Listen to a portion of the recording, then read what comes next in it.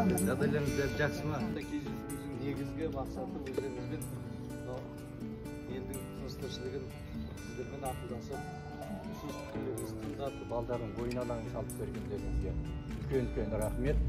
Міне халықтың қуанышында шек жоқ.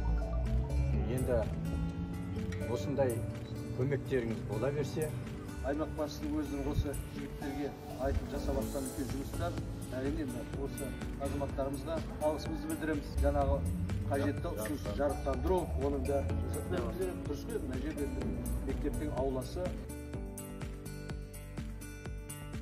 Мен өз манипуляция мөлтек аудан тұрғынмын. Тұрғынымыз мектептен бастап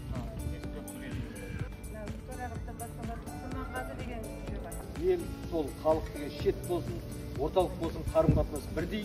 Сондықтан осындай жобалар жақсы аймақ басшысы қабылдап, қайта жаңғырту бағдарламамыз бар.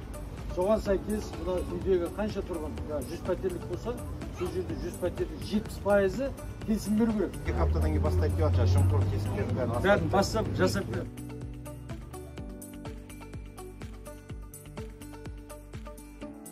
Кешеде кездесіп жатыр халықтарда, алаңдарға барып, өзің жаңағы микрорайондарға барып. Жергілікті кәсіпкердің арқасында осыны ектік, қандай тамаша болып жатыр. Делали ремонт. Мы готовы рассмотреть, запроектировать, и сейчас очень хорошая возможность именно в рамках этой программы взять финансирование.